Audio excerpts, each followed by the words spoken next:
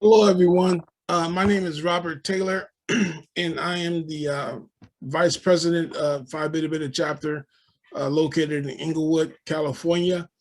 And in response to our Upward Bound Charities Incorporated, we're hosting this virtual event in partnership with Inglewood Graduate Chapter Omega Psi Phi Fraternity. Business Development Program presents a financial literacy workshop. During the COVID-19 pandemic, there are many social determinants. However, the financial literacy is critical, important because wealth has multi-generational benefits. Wealth inequalities perpetuates a disparate distribution of advantages, access, and opportunity. It is personal, institutional, structural, and systematic. This webinar will provide the experienced investor and the novice with up-to-date information on real estate markets locally and nationally. And with that, I turn it over to Brother Michael Haynes.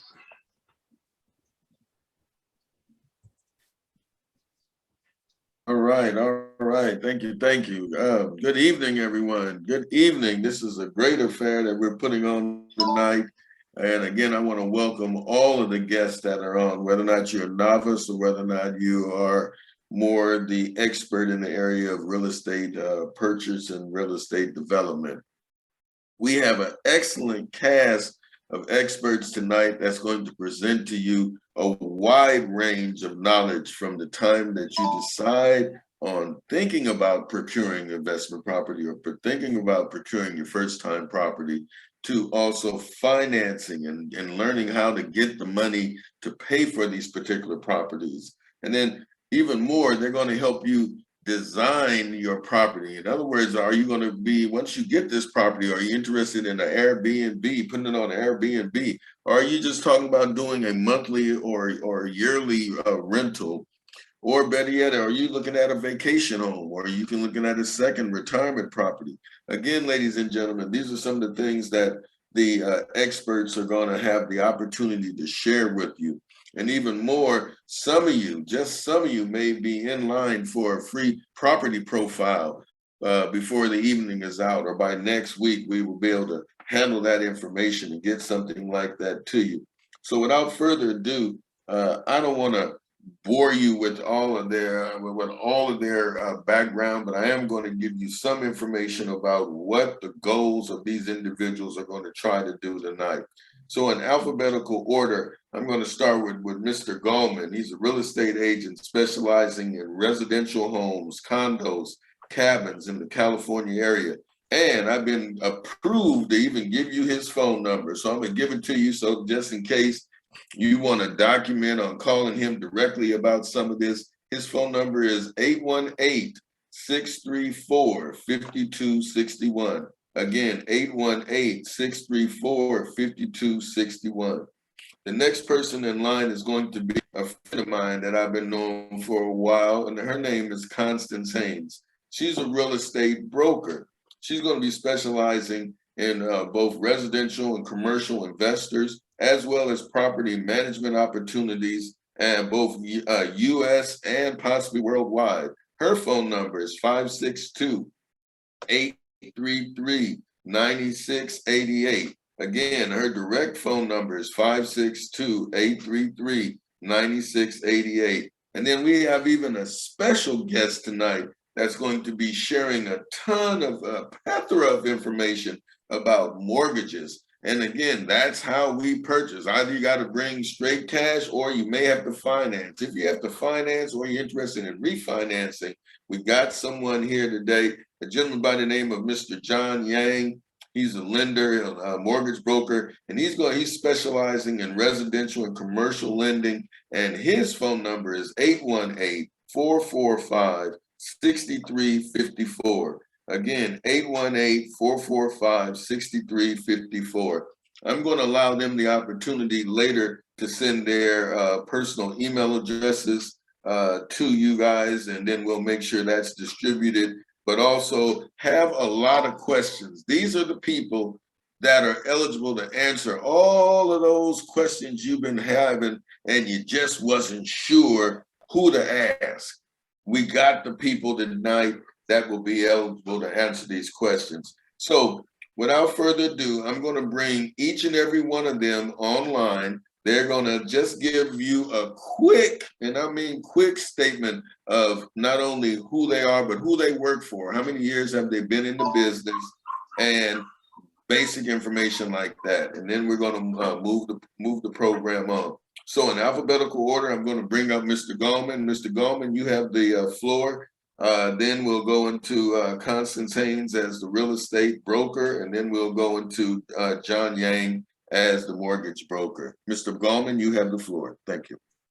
All right, Mike. Thank you so much. And thank you for that introduction. Yes, my name is Rodney Gallman. So happy to be on this panel tonight. You know, I've been participating in selling real estate since 1993. That's about 28 years of full-time selling real estate. Basically, my company is called City Home Realty. I'm located in Woodland Hills, California. And I've been with all the large companies like Central 21s, the Remaxes, and just basically working almost, you know, in a little smaller private office right now. But at the same time, been selling real estate for 28 years, love it. And it's, again, the best thing anyone could do is talk to me about some real estate. Thank you very much for having me tonight. Constance Haynes, you have the floor.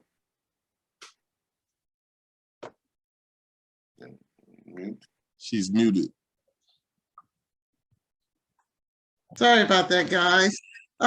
Good evening, and thank you so much for having me here today. My name is Constance Haynes, and I am a real estate broker with Coldwell Bankers Coastal Alliance here in the Long Beach area. I've been in real estate for the past 25 years plus, and I've been selling homes throughout Los Angeles County and Orange County. I do commercial properties, leases and sales also. I do a lot of sales, working with buyers, working with sellers. I enjoy real estate. I enjoy helping people find homes and things of that nature. And I have a lot of good knowledge to offer. So thank you guys so much for having me here today. If you have any questions, please feel free to ask me. Thank you.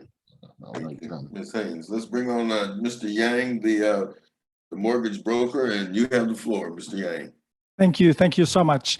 My name is John Yang from Loan Depot, and I've been blessed to be involved in this amazing industry since the early 90s as well.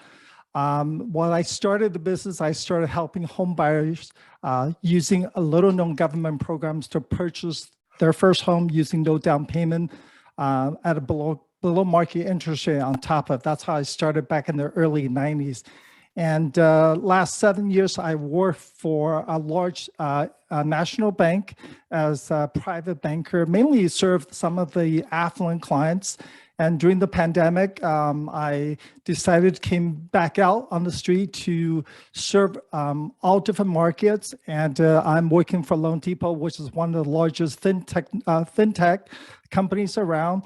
And my partners and I are excited to share some ideas with you tonight about how to create generation legacy gift for your family and how to create wealth by acquiring real estate. So super excited and humbled to be here tonight. Thank you.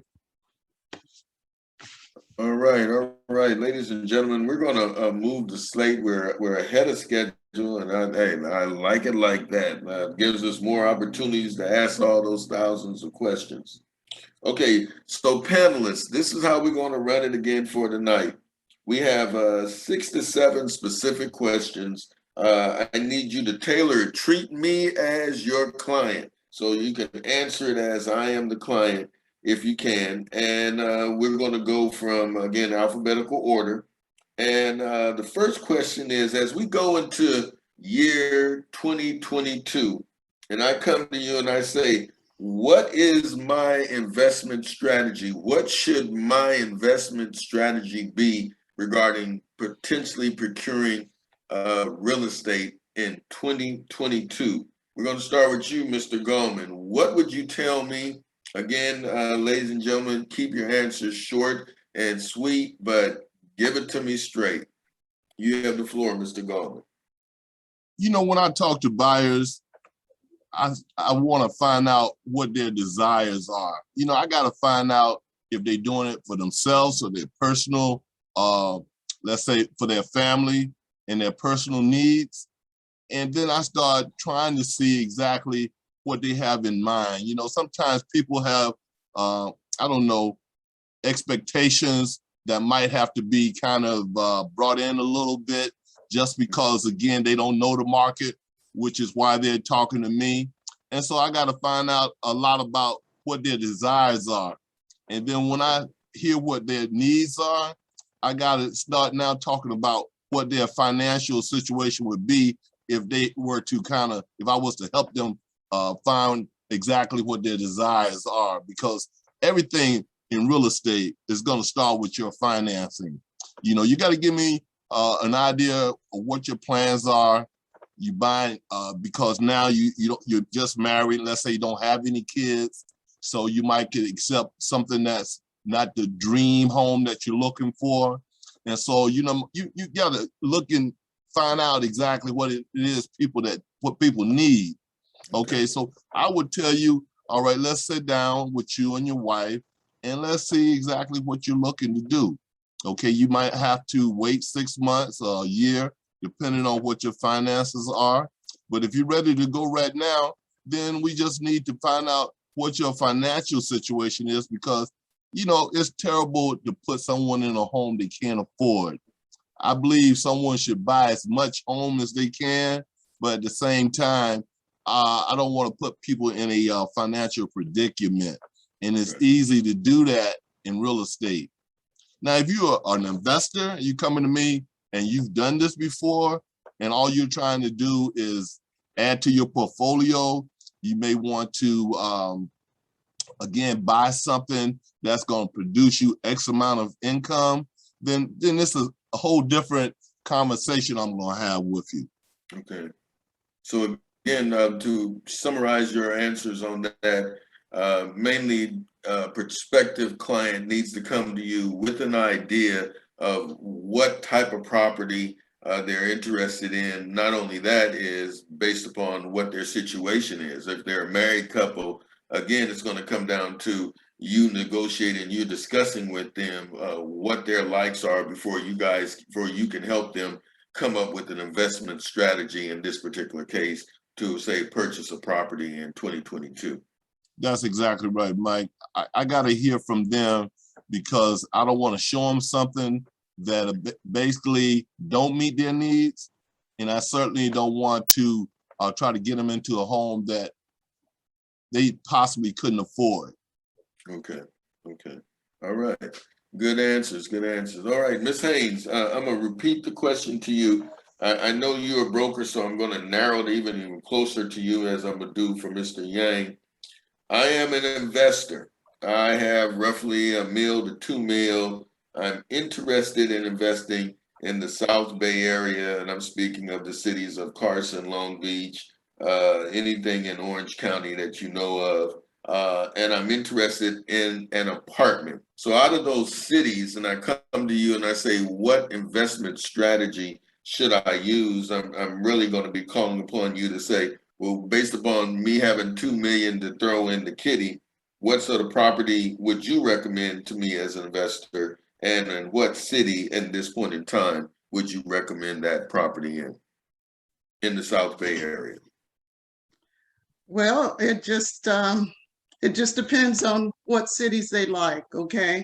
First of all, if they want to invest in Carson and they like the area and they've already scouted it out and they have some general idea as to what they want and what they're looking for, I would recommend that area. I would just show them properties in all the different areas so that they can decide what is good for them. If they want to buy 4 units, or if they want to buy 2 units, or if they want to buy several units.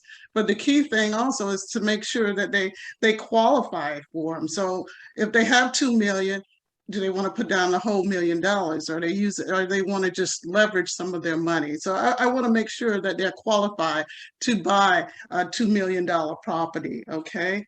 The next thing I would like to make sure that, okay, they're ready to buy, or they're going to be competitive. You know, they're going to be competitive with buying these units, because they're not the only ones that's out there that's looking to buy property. Everybody's out there and they want to get units. And if they are buying units, how much do they want to see on their return of investment, and how soon do they want to see that? Okay, what income are they looking for?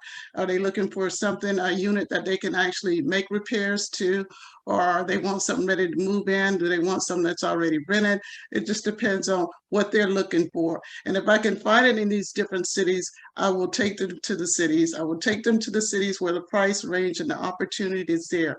But the main thing is to make sure that they're going to be competitive, and that they're qualified, and that they're ready to buy. Okay. All right, that So, was an excellent answer, Ms. Haynes. And I think, just to summarize again, similar to like what Mr. Gorman, they have to come to you with at least some plan of what they want to do and how they want to utilize this, say in this case, $2 million, $1.5 million on the type of investment. And then once you guys strategize that, you also need to know from them what return they're looking for. Is that correct? that's In regards correct. to the type of properties? Okay. Yes. All right, Mr. Yang, I want you Mike, to. Yes, sir. I was gonna say $2 million sounds like a lot of money, and it really kind of is. But when you start talking about apartment buildings and people that's had these apartment buildings probably for a long time, they're not gonna come cheap, you know. So $2 million, you know, is a nice amount of money to put down on the property, but it might not be enough for somebody that want to sell a $30 million 6-unit, a $5 or $10 million 6 or 8 unit property. Okay. You know. Okay. So you know, you can't let your money really totally dictate what you think you can buy. Okay. All right. All right, Mr. Yang, I need you to come up with, then, from your perspective, an investor comes to you and say, hey, I'm interested in this $6 million apartment building. I got $1 million to put down. What sort of rates are we talking about? What sort of loans are on the books right now that you think for 2022 that may help that person or that company out? You have the floor, Mr. Yang. Well, I apologize. Actually, my niche is in the residential financing. So mainly Okay. I serve Well, 1 through 4 residential. units. So Okay. definitely I don't want to give any wrong information and disappoint anyone as well. Okay. But with your blessing, I just wanted to share with you, as long as the interest is affordable in 2022, right? Here are 3 things I share with clients why real estate is going to be super competitive and still going to be an amazing time to acquire additional properties. Number 1, inventory. If you ask any real estate professional, they will tell you we actually have anywhere from 15 to 20% lower in inventory from a year ago. As bad as you thought a year ago, as far as the amount of homes are available in Southern California, if not the whole country now, we have fewer homes. And that's the biggest challenge. And if you've ever taken any economic classes, they will teach you supply and demand. Ultimately, the price of home depends on how many available homes are on the market and how many buyers are out there actively searching for homes. So currently we have shortage of homes and too many amazing buyers out there competing for these homes. That's why I think that in 2022 is going to be super exciting. It's still going to be rather challenging for us to find good homes.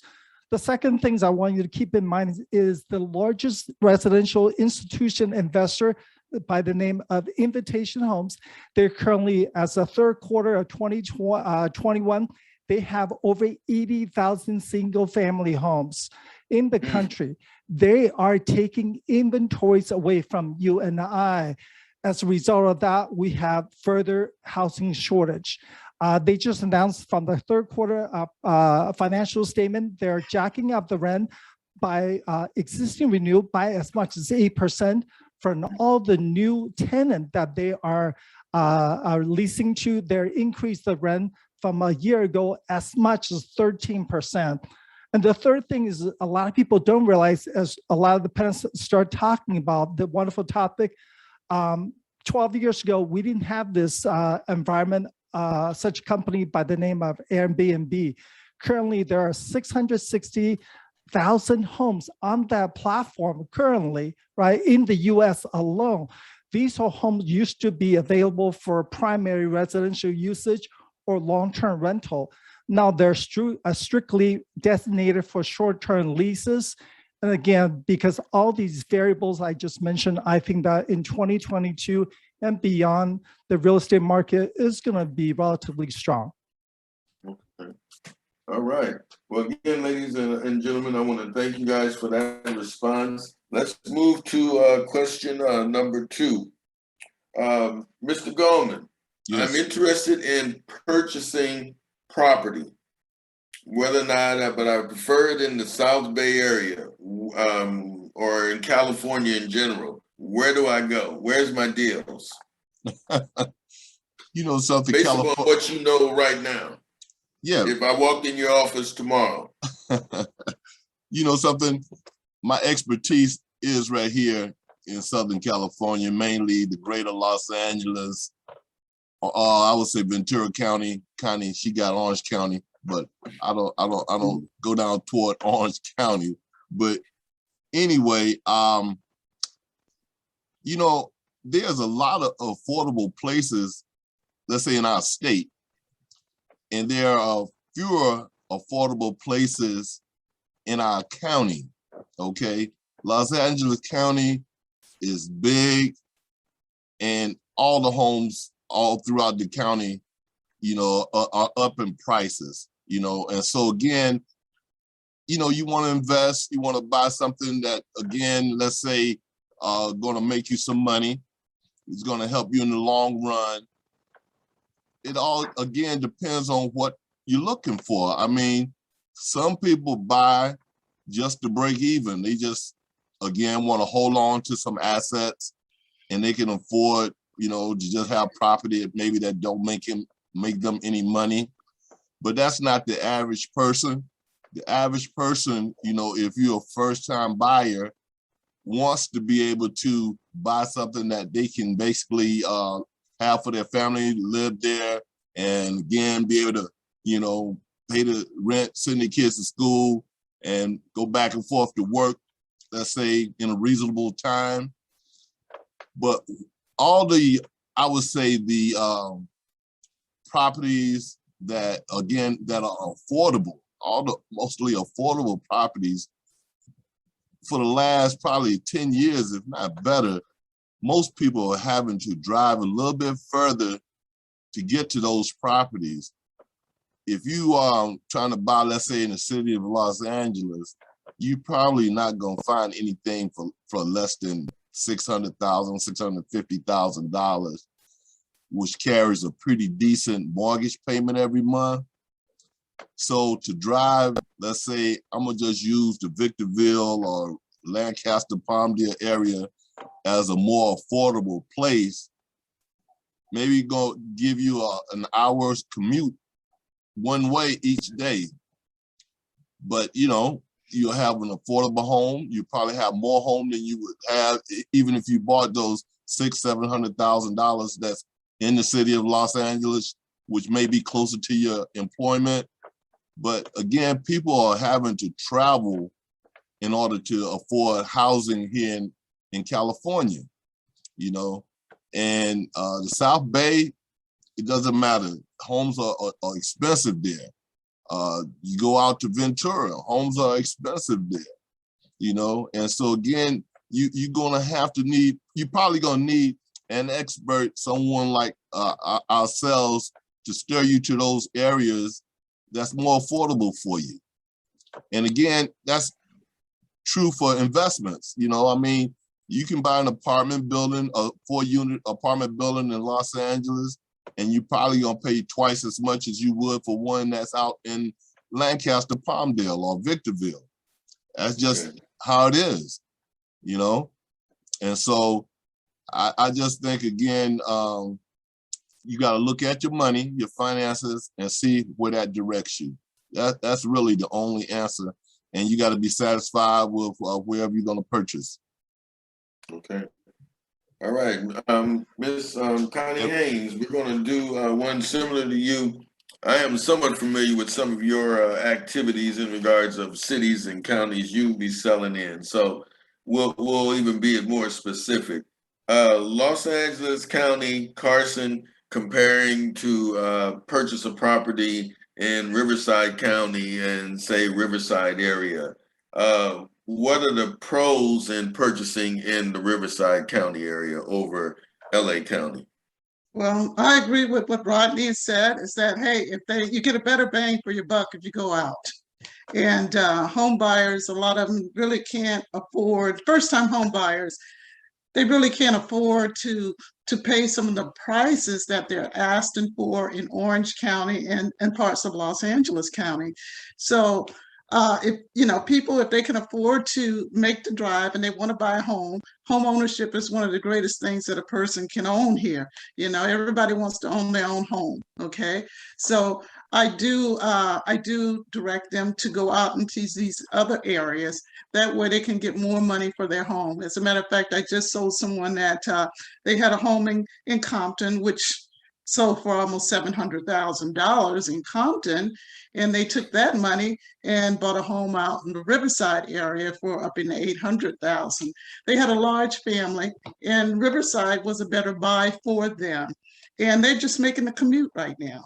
So going outside of the counties or just making a drive is good, because to buy a lot of homes these days, it's going to take two incomes.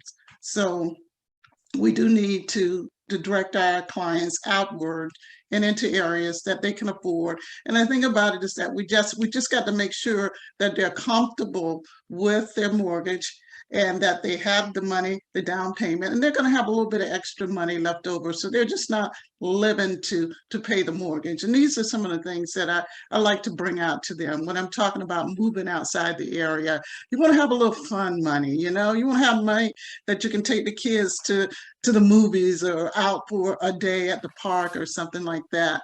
And a lot of them agree. They're like, okay, they're fairly young, so they're moving out. And I think it's the best strategy. Now, a lot of them that stays in the city, some of them, they have parents that have something to sell, and they can afford to buy more housing in the city, and they can move up into better neighborhoods and things of that nature. So it just depends on the situation. The thing that you want to really make sure, in my opinion, when you're representing people, is that they can afford the house, that they're going to be comfortable, and they're going to stay there for a bit. All right. Well, thank you very much on that. Again, I want everyone that is listening, the attendees, please start sending all your Q&A questions to a Q&A as soon as you can. So at the end of the panelist statements, we'll be able to answer some of those signifying questions that you do have right now. All right. So Mr. Yang, the situation is still the same. We're trying to find a buy in the best property area. So in regards of the loans, are loans specifically designed for certain counties? I mean, if I'm in Orange County, would that qualify me for a better loan than I lived in LA County? Or is there loan programs that are more specific to Riverside and San Bernardino County compared to LA County? Could you touch on how loans would affect the counties in the Southern California area? You have the floor, Mr. Yang. Thank you. So overall, there's really no difference between financing product as far as various county. Obviously, the federal government, Fannie Mae, Freddie Mac, does not judge you or does not put you in a better position one way or the other. The only thing that sometimes makes a difference is certain county does have a higher loan limit. So currently in Los Angeles County, in Orange County, on the high balance, we loan up to $822,375. at the end of the month, we are anticipate that loan limit is going to get lifted up to as much as over 900,000, as far as you can put as little as a 5% down for upcoming 2022 to buy a lovely homes in those counties. When it comes to Riverside County, San Bernardino County, because the average household income and the average price is much more affordable, therefore, they do have a slightly lower loan limit. So I think your panelists all mentioned about a couple of things as far as where to buy, right? When clients usually ask me, should they buy out of state? Should they buy in Southern California? Typically, I will share with them is, do we want to buy for appreciation? Do you want to buy for cash flow? So based on those parameters, we can hopefully give you better strategies. But personally, I love to show clients how to buy real estate and play the monopoly game in real life. So I tell clients all the time is we in the real estate professional, sometimes we're just busy serving client for the immediate needs, right? And they buy a house, they end up staying there for 5 years, 10 years. We never show them how to acquire additional properties. So the way we do it is, again, to play monopoly in real life is you buy a house always as owner occupied by design, because we want you to have the ability to put the least amount of down payment as possible, also get the best available interest rate. You're not required to put 20% down. So even in Compton, you just mentioned a lovely house sells for $700,000.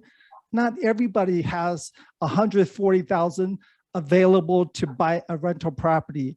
And the challenge is sometimes, even if you have that resource available, the next question they wanted to know is, what's my rate of return? How much cash flow would I get if I invest with you to do $140,000, $200,000 down, right?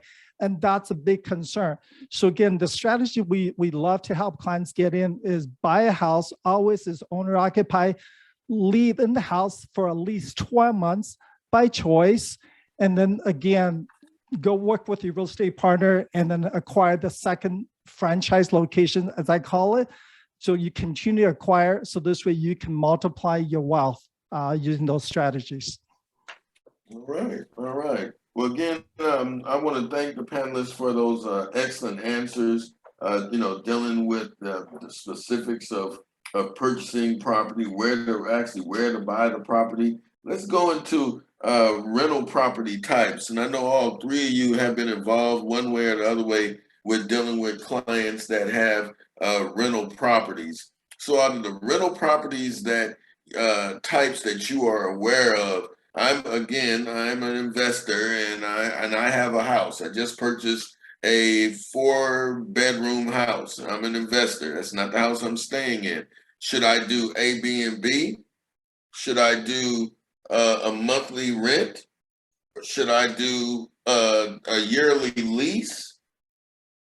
Or should I just do what with it? Should I just maybe convert a back unit to an ADU unit? So based upon you guys' knowledge, we'll start with you, Rodney. That's the parameters. I have a 4-bedroom house. Based upon your interface with people that are involved with ADU units and monthly rentals and A or B and Bs, what would you suggest I do with this 4-bedroom house? Good question. Michael, I would think that, again, renting a house out could be your safest bet. I'm not familiar at all with not ADUs, but the Airbnb. Excuse me. Airbnb is I'm learning that market. Seem like, again, I guess the need is there. I just still in my own mind don't know how many people will rent an Airbnb place, no matter where the location is. So that's my concern. So I'm always going to say that renting it out, getting you a good tenant in there will probably be the better way to go. Now, if you do have a ADU or you got a garage there that you can convert to ADUs, right now, I think that is something that the city is pushing forward. They want people to do that. I mean, the ability to do it, you know, the requirements from the city and everything, permits and all that. I mean, it's easy. They made it easy for people to convert their garages and second units. So now you can have the same property, produce a little more income with an ADU on it. So you got a 4-bedroom house, maybe a 2-bedroom garage conversion. So, you know, rents are high. I would think that nothing's going to rent for less than $1,000 a month, just depending on what you convert. $2,000 is not unreasonable. So if you're asking me, I would tell that buyer, that person, that you should just go ahead and find yourself a good tenant and again, enjoy the income that you would get from having another property that you just leased out. All right. All right. Thanks very much. I'm sure some of the people on the line are listening to these statements. Please send your Q&A, your questions in. Direct those to Mr. Gallman also if you have specifics. All right, Ms. Haynes, let's go with the same question to you. Again, I have a 4-bedroom house. We can see even easier in the South Bay area. Based upon your knowledge of the Airbnbs, your knowledge of monthly rentals, your knowledge of yearly leases, and then also your knowledge of some dealing with ADU units, what would you suggest that I put this house under, based upon your background of knowledge of dealing with assortment of rental and rental issues and et cetera? Well, it depends on what the client wants to do. You know, if they want to rent it out, that's fine with me. You know, if they want to convert it to ADU, that's good too. You know, or if they want to do an Airbnb, it all depends on what the client wants to do. If they want to rent it out, you know, that's probably the safest way. Okay, you can get your money; it'll be there every month. You know, but there's drama that comes along with renting. Okay, because you got to deal with the tenants on a monthly thing. But once you get someone in there good, that's good. It produces the income that that the owner is looking for. Okay. Now, if you want to convert and do an ADU, that's also good. With the new zoning laws that they're changing, you know, they're trying to get rid of the residential zoning due to the population growth. We got so many people, and we got these large lots, and a lot of people are not even using the lots. They don't go in the backyard, so there's space where they can convert the garage or part of the backyard. The lots have to be a certain size. I think they have to be at least 5,000 square feet. You know, they can put an ADU back there, and that would produce income also.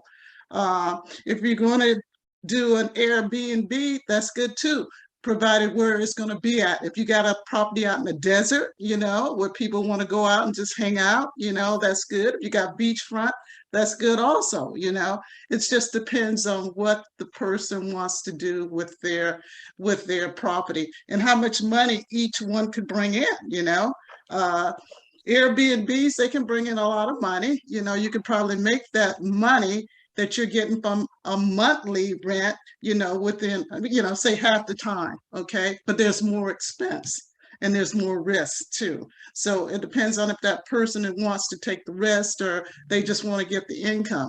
Like I manage one of the properties, I manage a 4-unit, and I just keep it rented for the owner. But what she focuses on is that this is her retirement. This, all the money that comes in from her properties is her retirement. So she don't want to take a whole lot of risk. She just want to make sure there's steady income coming in each month. There's not a whole lot of repairs that need to be done. And the tenants is not moving in and out. So like I said, it just depends on what the owner wants to do with it. We represent the owners. We do what they want to do. We just provide financial advice. Okay. And before I move on to Mr. Yang, let me piggyback on some of the things that you've been involved in. With property management, what would be the normal percent a client would have to pay, say you, to manage a 4-unit building, rents $1,000 a month, approximate? Well, we normally get 8 to 10% of the rents collected. But there's different ways to do it. You can get a percentage or you can get a flat rate, or if you got like, maybe 100 plus doors, 100 units, then you can charge according to the doors, So it's kind of up to the individual, when you're negotiating the contract with the owner. These are some of the things that you want to negotiate with. Owners are real funny. They don't want to give up a whole lot of money, okay? They're like, hey, I'll pay you a flat fee, and that's that, okay? But that's where the competition is. What are your services? Are you going to collect the rent? Are you going to pay the mortgage? Are you going to pay the bills? You're going to have the tenants? Are you going to get rid of them in case they're acting up, So are you going to go over and act on my best behalf? So all those things are taken in consideration. And it also, you take in consideration where the property is located. If it's in one of those bad areas, hey, you're going to have a whole lot of drama with some of the people. So I like to get at least 10%. Okay. So, like I said, all depends on what do you negotiate and what's the strategy of the owner and what's your strategy? What do you want out of it? Of course, we want to get the best for our time and for our time, we want to get paid. So. All right, Mr. Yang. So again, I'm a 4-unit home owner. Scenario based upon what you just heard. Are there any loans or programs out there from your company or companies like you that I could tap into to build an ADU unit or convert an ADU unit, or just major renovations on my existing investment property? You have the floor, Mr. Yang. Thank you. So as you have all mentioned that SB 9 was the new law that was recently signed into by Governor Newsom October of this year, which is going to go into effect in 2022. So the SB 9 basically allows single-family home residence owners to convert their home into duplex without much restrictions or requirement from the local city or county. You really don't need to go to hearing board anymore to get that approval done. And should you have a large enough lots, you can actually subdivide your lot into 2 separate parcels and build 2 duplexes on each lot. So that's something that is super exciting, right?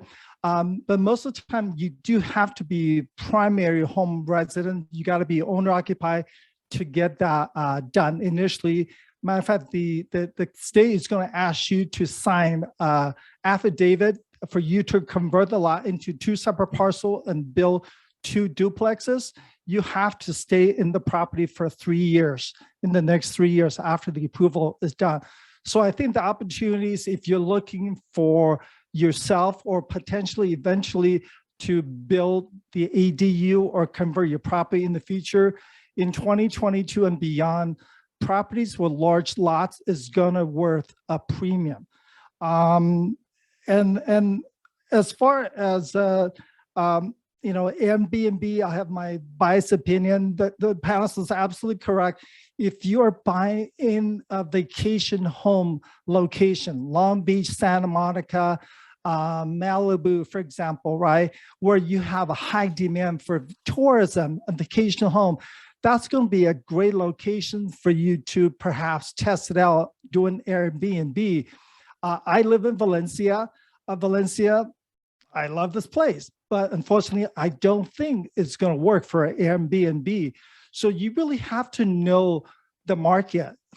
Ask your real estate agent to help you do some research, test it out and do some research, find out what are they going trends, how many people are looking for Airbnb in the location, in the areas you're looking for, so that you can make informed decisions on whether do a long-term lease might be appropriate for you or looking at Airbnb. But as far as ADU, currently a lot of financing program is going to be coming out. Remember, this is not a common thing. This is very, very new. Fannie Mae, Freddie Mac, the institutional investor have not quite caught on or follow as far as how to help clients to modify their homes into the second unit. We would do ADU attached financing, renovation financing all day long.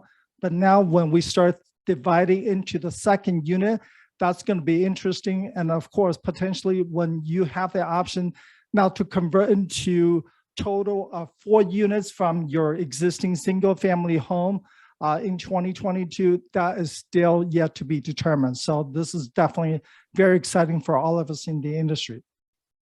Just to piggyback, so most people that are coming to you are just getting refinancing, and some of that money that they are getting taking out after they refinance are using to, in this case, build ADU units. That's what you're seeing in your areas? That's correct. So normally there's 2 ways to go about separating money out. If you're blessed, you have a lot of home equity. Yes, you can do a cash out refinance by using the current market valuation and pull as much equity out so you can do the ADU after you close the escrow. Should that be the case, that's going to be wonderful. Other folks also have taken advantage of renovation financing. So they are planning to add the ADU for parents to live in, for example, sometimes even adult children to live with them, right? Because housing definitely has got out of control for a lot of good folks.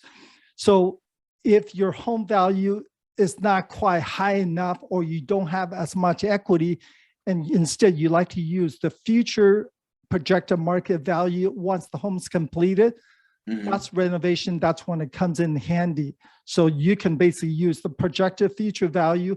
Lender will give you certain draws as you and your contractor finish each phase, then they will disperse the fund out. So unlike a cash out, you get the whole lump sum. You get to hire your own contractor and spend however you like to.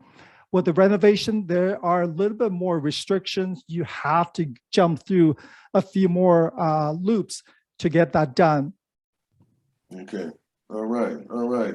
Well, again, ladies and gentlemen, I want to thank you expressly for your answers. And again, I want to stress to the public and the attendees, there is no right or wrong answer that these people are giving you tonight. They're giving you expertise, they're giving you knowledge, and they're giving you their consultation. However, based upon your individual scenario, they could definitely tailor your approach to meet the real estate needs that you would be expecting from utilizing their services. And again, we have a real estate agent, we have a real estate broker and property manager, and then we also have a mortgage broker on the tab tonight, ladies and gentlemen. And again, please hit them up with as many questions as you possibly can. This is a great resource of a one-stop for investors, first-time home buyers, second-time home buyers, or you name it, interested in apartments, commercial properties, cabins. You got the people online, and you got the financing folks online that can help you out. So we're going to move on into a more sensitive approach. It's called financing tips. And again, I'm just going to yield mainly to Mr. Yang, because he's the mortgage man.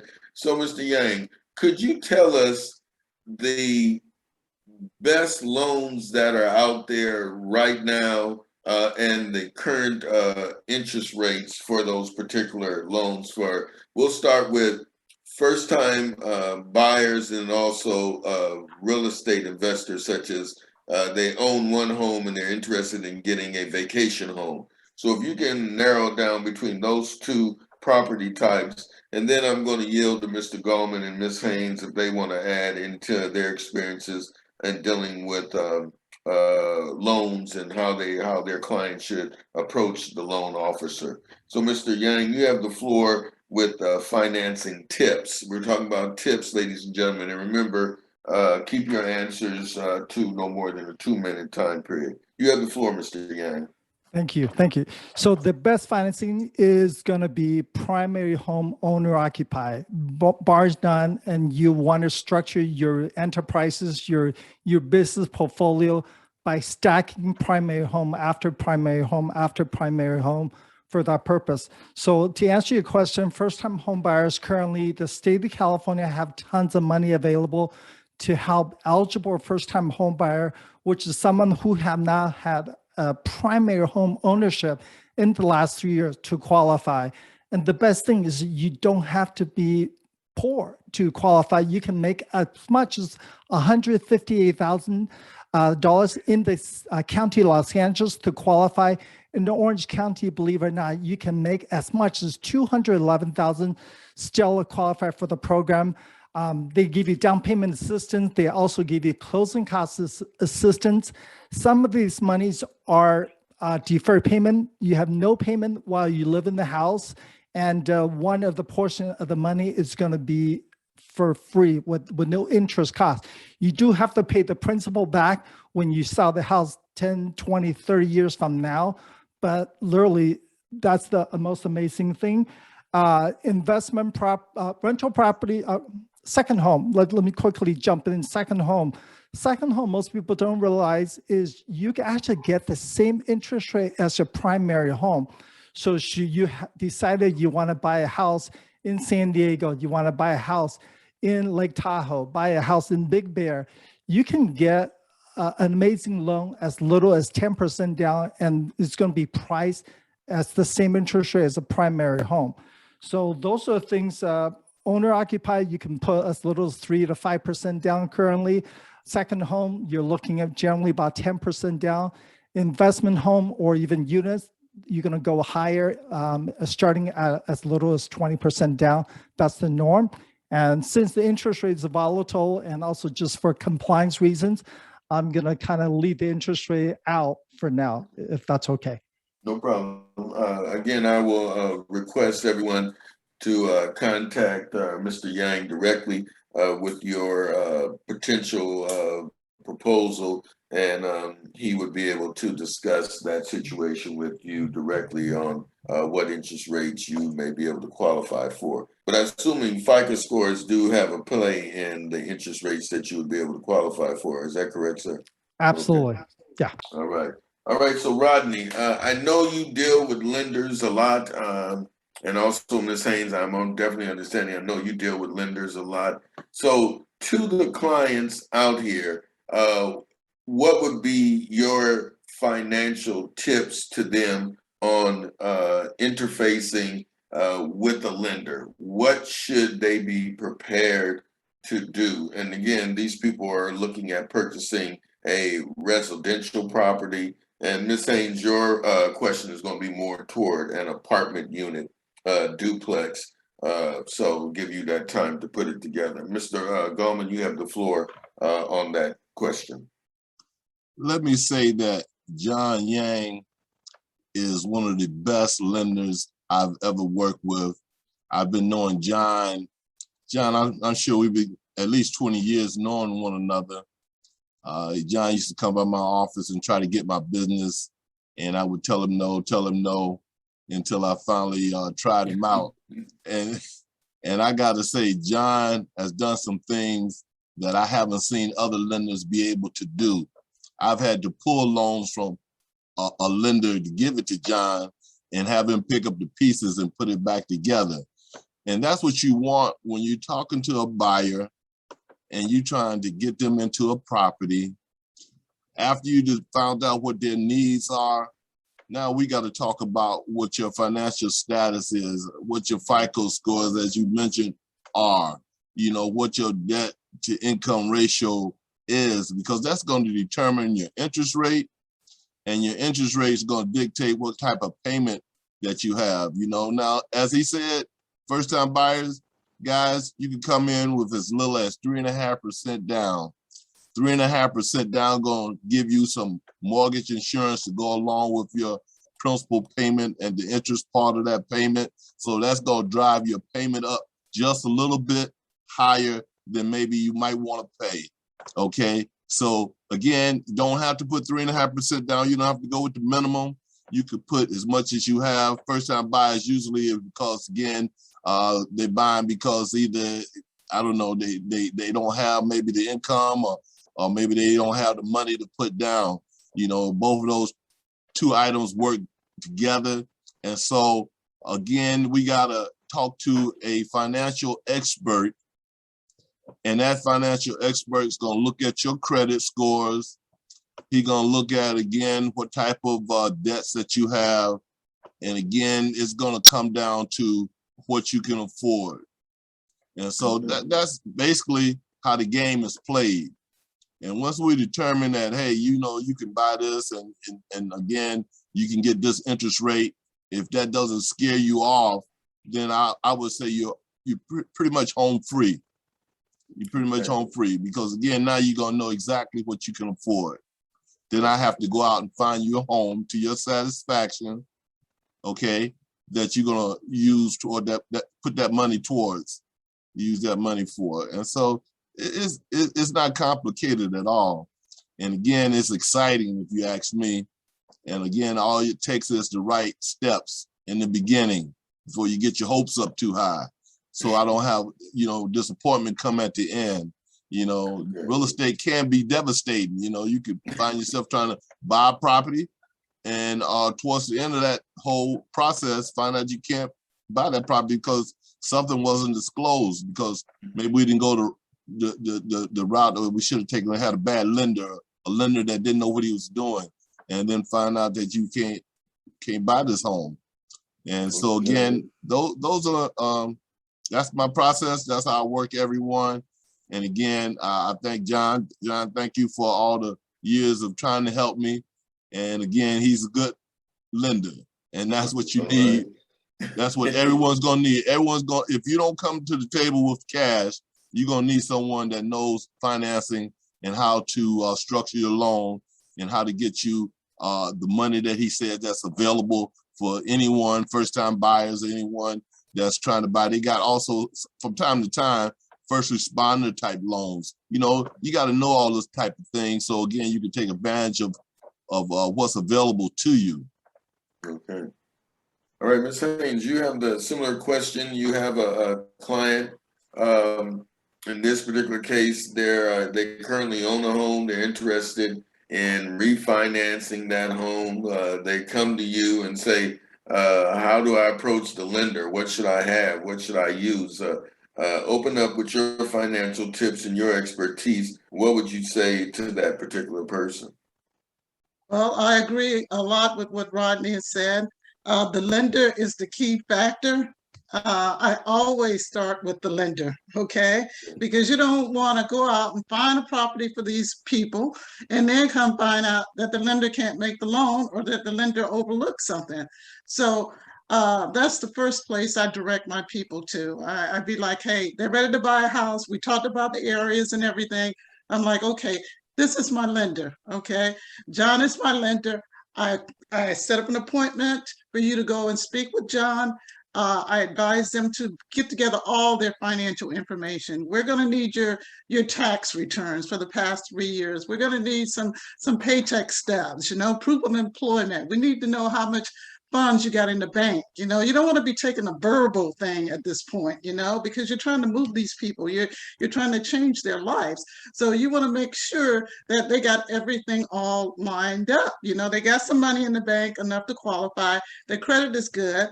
And that they're ready to make the move. And the lender will let you know up front if this is going to be a person that you're going to be able to complete the real estate transaction with. So the lender to me is the key, and I always start with him. Now, when we talk about commercial loans, the lender, again, is the key right there. But they also specialize in different areas. So if you're looking to get a loan for like a restaurant or a business opportunity or apartment building that's 5+ units, you want to make sure that this lender has experience in doing these type of loans. So, you know, you want to do a little research with them. And I think it's good for a lot of buyers to kind of get to know their lender, the person that you're referring them to. It's just like a real estate agent. We have to build rapport with the people that we're representing.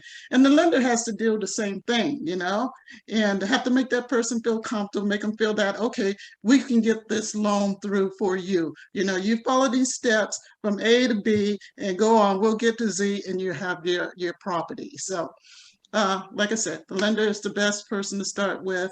And it's always a team effort with myself and the lender. I like to be able to call him or text him anytime. And when I have a problem, or if the buyer is upset or the seller's upset, I like to be able to work those things out with the lender and to explain it, because sometimes, a lot of times, it's a lack of communication. So communication with yourself as the real estate agent, and communication with the lender is the most important part of a real estate transaction. Right. All right. All right, ladies and gentlemen, again, keep those questions coming in. We are at 7:30 mark. We should open it up for all questions and answers in about 15 minutes, but we should be finishing up shortly. So again, ladies and gentlemen, I'm going to hold on passing real estate wealth using the Dynasty Trust LLC and corporations to last. I want to bring both Mr. Gorman and Ms. Haynes back up, and let's talk about property management. Now, I know, Mr. Gorman, I'm not sure how much property management you do, but I'm almost sure you do recommend or refer clients to property managers. And definitely, I know Ms. Haynes does do property management.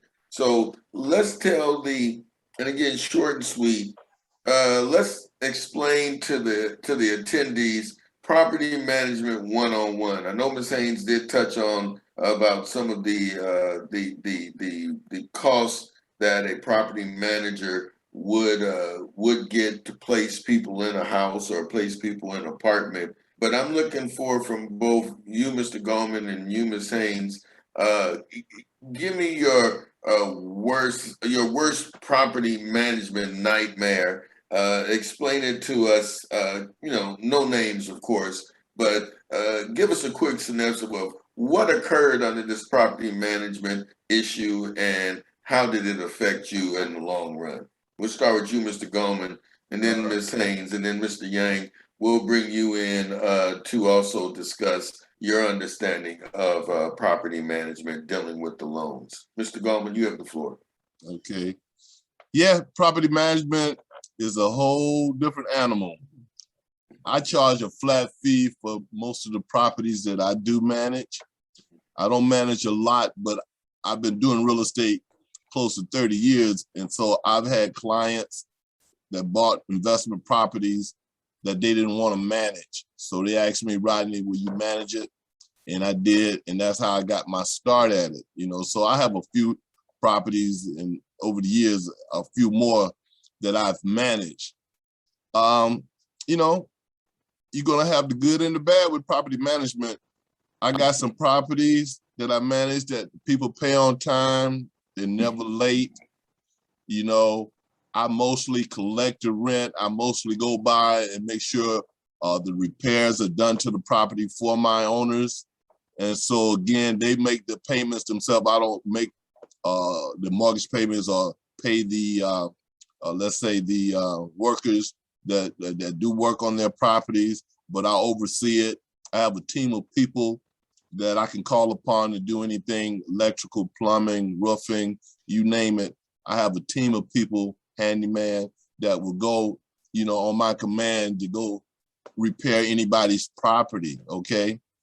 But then I do have, let's say, some units, I'm gonna say up in the Lancaster area, that again, is on the street, that they sell drugs up and down the street.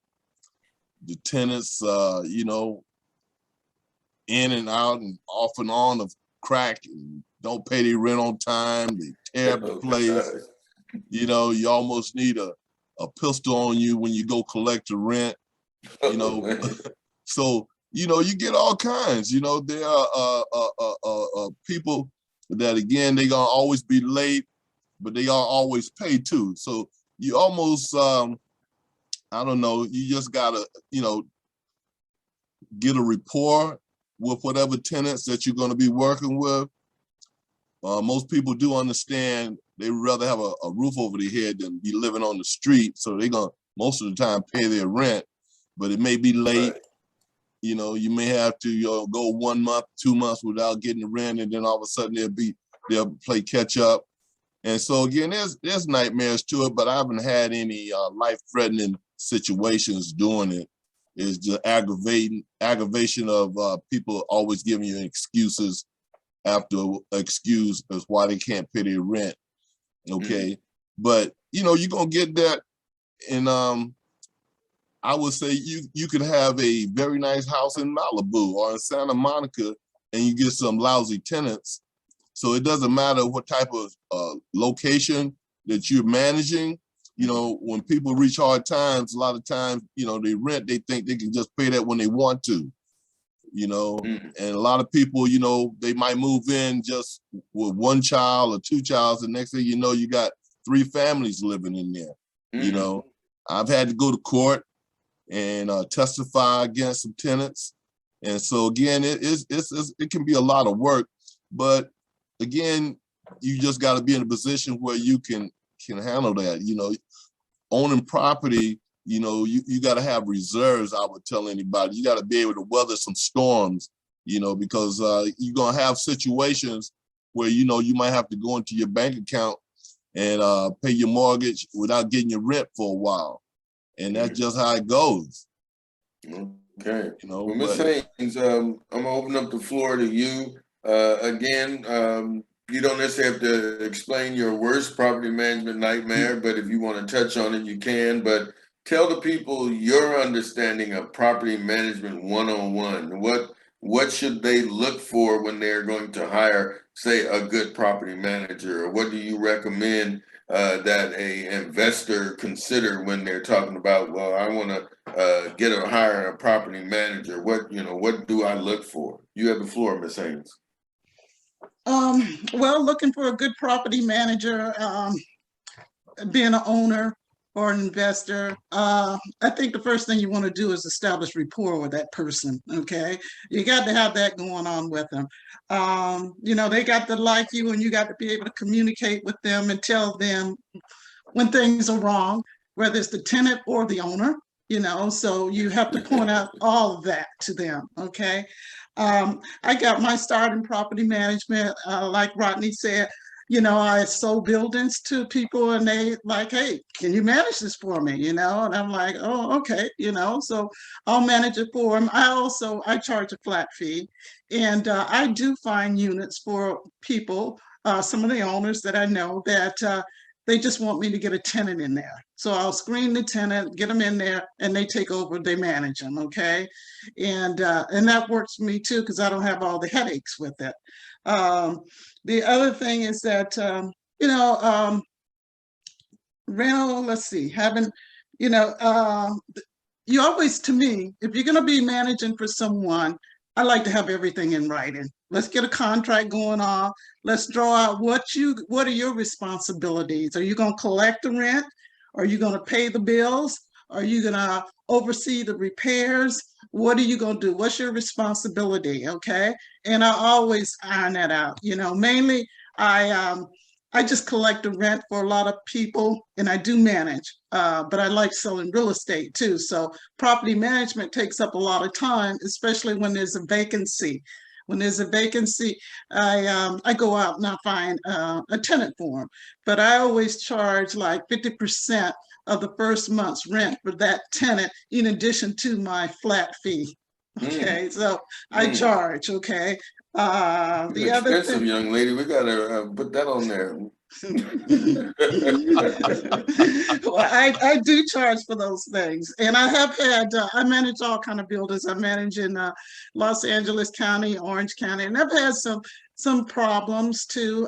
Some of the issues that I mainly deal with is, when couples break up. It's kind of hard to go in and talk to them because they ain't talking to each other, and you kind of got to schedule different times. It's just those sort of things that you have to deal with. Or if the owner doesn't pay the bills, like for example, one of my tenant didn't pay the water bills, and it was 4 units, so they turned off everybody's water during the holidays. And of course, the gas company, the water company, they're coming out, for something like that. If it's on the weekends or something, they're like, hey, you just wait. So you got all these people, they're upset and they're mad, and you got to be able to deal with it. But to be a property manager or to be an owner investor, you got to have a certain type of attitude, a certain type of mannerism about yourself so that you can step in and manage these people and not get into a situation. So even when you collect rent, I don't go out to the doors unless I have to and knock the doors. Most people pay, like Rodney said, they'll pay or pay late or something, but they do move people in. The boyfriend's here, he wasn't on the lease, but you kind of, when you're doing, and I've been in situations where the girlfriend and the boyfriend, they both there. She's looking at the place, he's looking at the place, but he only gonna be on the lease. But she's picking out the colors and all this, and she's doing what, so it's that kind of situation going on. But I really like to make sure when I do run credit reports, and I run criminal, I run everything, because I do like to know what's going on. We're not supposed to be running criminal right now.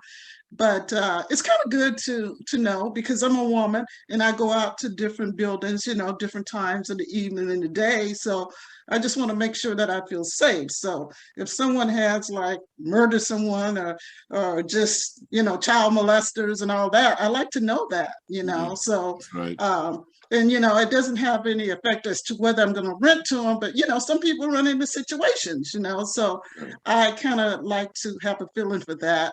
Plus, I'm the president for the Fair Housing Foundation, and I get a lot of insight as to what they're looking for, because people, they'll go to fair housing, they'll be like, oh, I'm gonna tell Fair Housing on you, you're not supposed to do this, or so I let folks know up front, hey, I'm the president of the Fair Housing Foundation. I know the rules and regulations, but if you want to report me or do something, here's the number, go and check your rights, and see what's going on with that.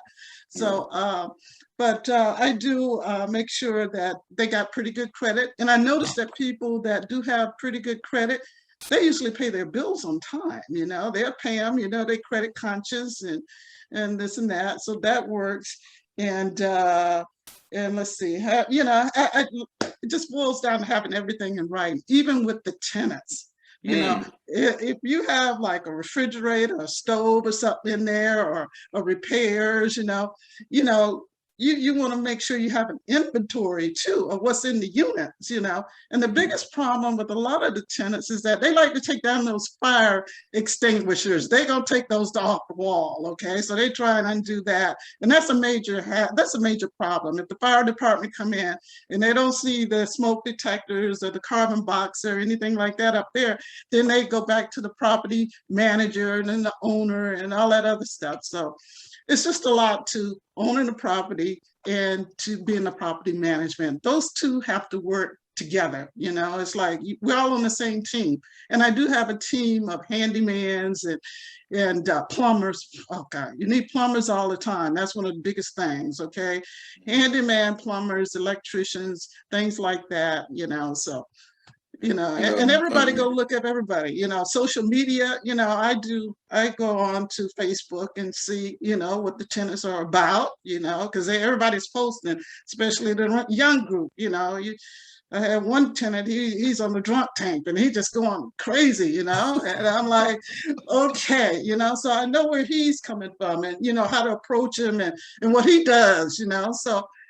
Be careful what you do on social media, and you post and people get, they get carried away, and they like me, and even employers that are searching, they interview you on social media before they bring you face to face, and that way you have a feel about the person. So, I'm just saying, do your research. And Ms. Haynes, not to give you additional time, but I am aware you manage properties also outside of the state of California. Could you give us a 1-minute narrative on, if I have a property outside of the state and I want to hire a property manager, I come to you, what would be the recommendation that you would give me to hire a property manager outside of the state? Say we're in Georgia, my property's in Georgia, what would you recommend? How would I identify a property manager?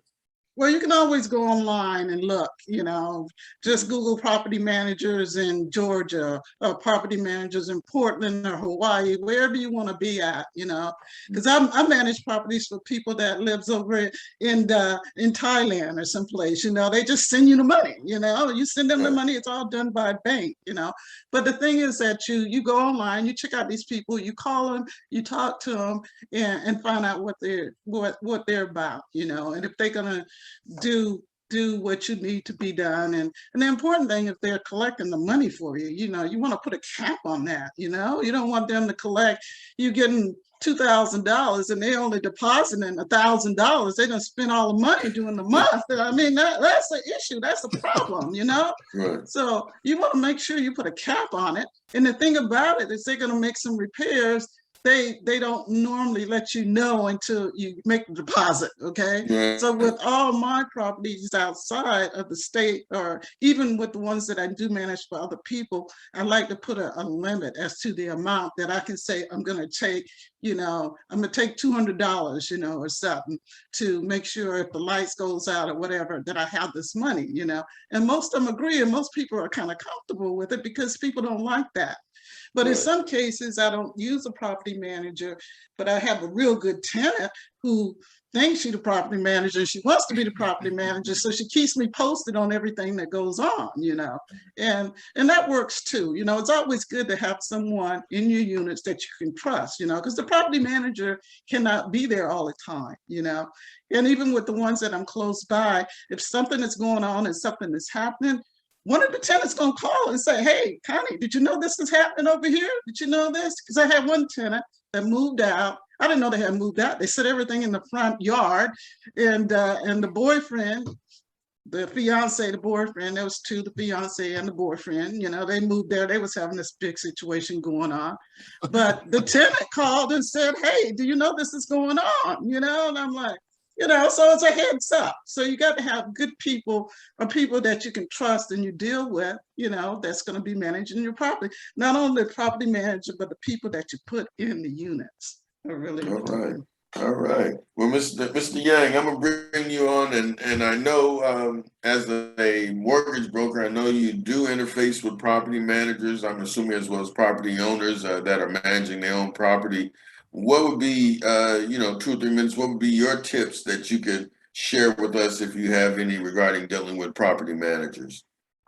Well, again, since I'm a big believer of buying primary home and departure then and rent it out, the benefit of doing that strategy is your neighbor becomes your nosy neighbor actually becomes your wonderful property manager.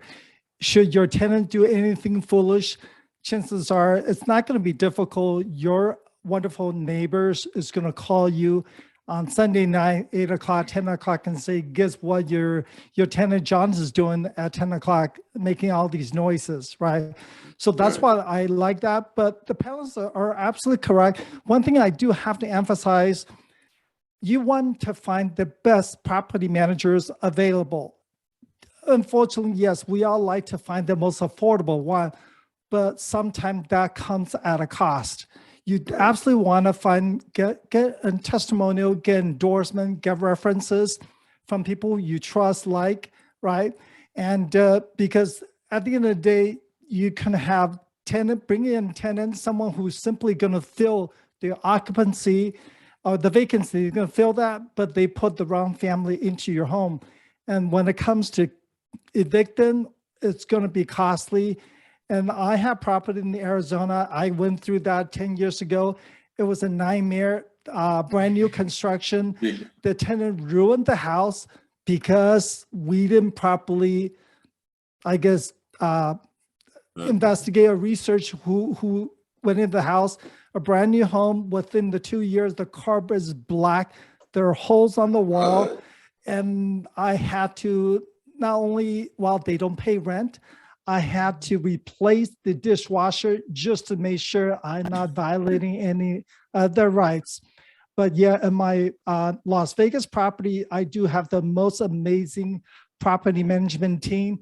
When there's a problem, they help me find out outsource the vendors, give me quotes, and find me the best talent available.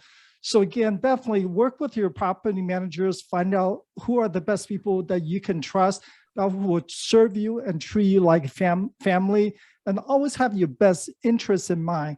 That few dollars of saving is not worth it when it comes time that when there are challenges and issues, those people are going to be there helping you solving the problem. So don't be penny wise and pound foolish.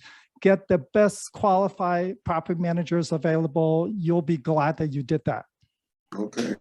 Well, again, I want to thank the panelists for their excellent responses. Again, Rodney Goldman, excellent in residential homes, cabins, condos, specializing in the Ventura area, which would be more in the North Bay areas. Connie Haynes, real estate broker, specializing in the South Bay area, especially in the Orange County, Seal Beach areas, Long Beach, beach cities. Again, also involved with property management, both in California and outside of California. And then also Mr. Yang, involved in multiple types of loans, specializing mainly a lot in the residential or owner-occupied type loans. But again, I want to thank all three of you panelists. Now is the hard part. I'm going to read out some questions. So let me throw out to the attendees, send all your questions to Q&A, but I believe there are a few that went to chat. So I'm going to go to the chat area first, and I'm going to read out the question. Again, we'll go through it be alphabetical order unless they designate specifically a person that they want to answer this.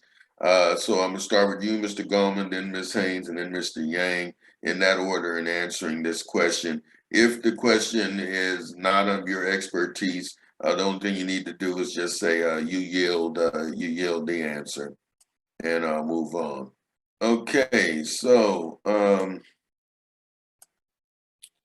let me see, what do we got here? Okay, give me a second, ladies and gentlemen. I just need to move this down a little bit. Okay. Okay, I think we got the first one. Welcome to okay. Mr. Marshall asks, as an investor looking for their first home to invest in, would you recommend beginning in California or out of state? And if so, why and what should be the steps in doing that? So again, we have a potential investor looking for, looks like a first home or first investment property. Would you recommend beginning in California or out of state? So we'll start with you, Rodney. When remember, keep it within a minute, 2-minute answer. Then Ms. Haynes, and then Mr. Yang, in that order. Well, if you're living in California, I would say take your money and invest in California. You know, you probably, again, will get a lot more for your money in other states. But I done found out personally, it's difficult to manage a property out of state. Now, you can have a property manager and you can have a good property manager, or you could have a bad one.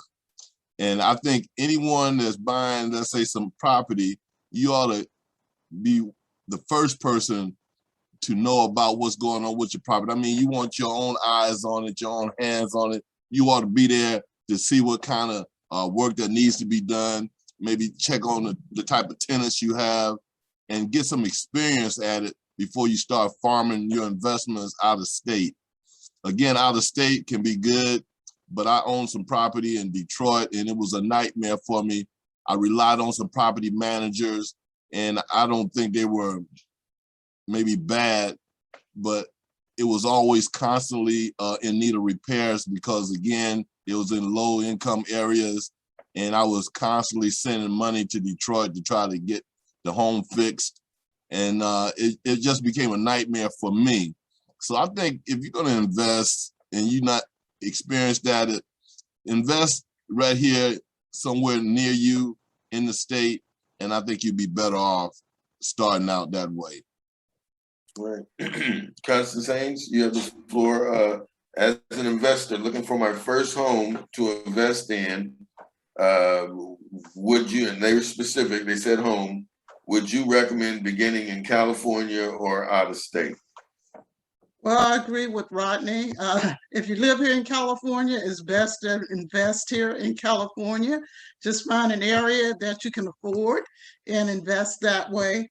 You know, that would be the best way. That way you can visit and you can get to it really, you know, within an hour or so away. You know, I think that's the best way.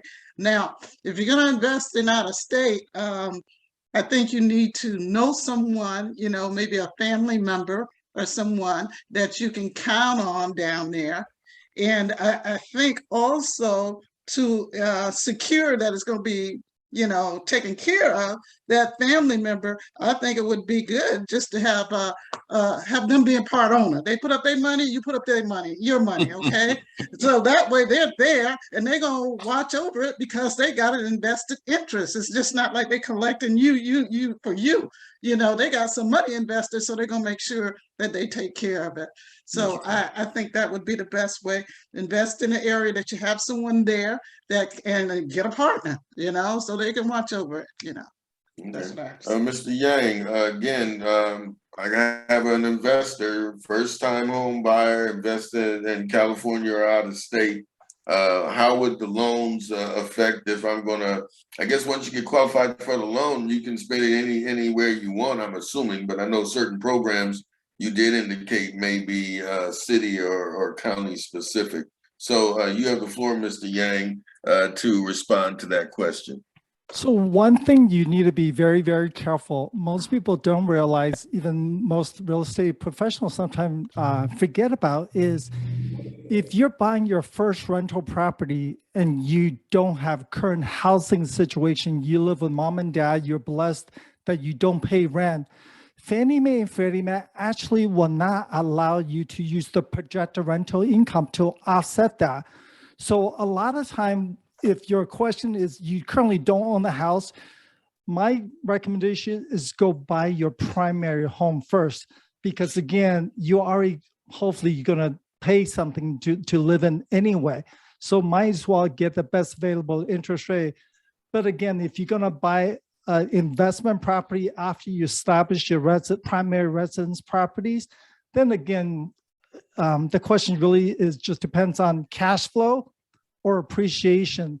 Talk to your real estate professional, depends on your short-term, long-term goals. You can figure out strategies, hopefully it's gonna meet your objective, right? So that's my short answer.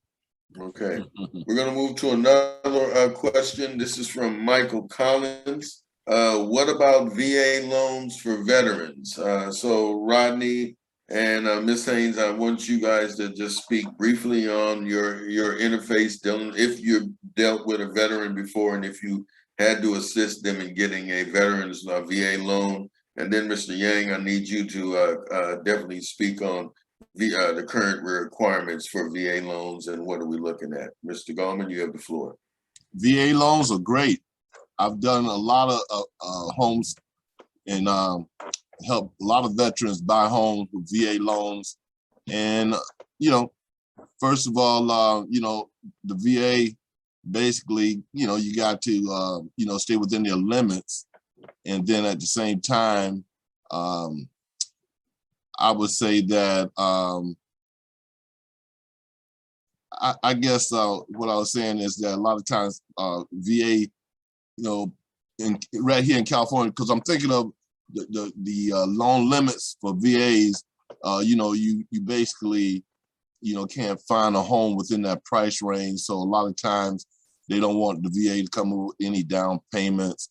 And so sometimes you might have to have the seller maybe credit the VA, the veteran, you know, to help him purchase that home, which is kind of tough these days because people are getting their prices. But yeah, VA loans are easy. Okay.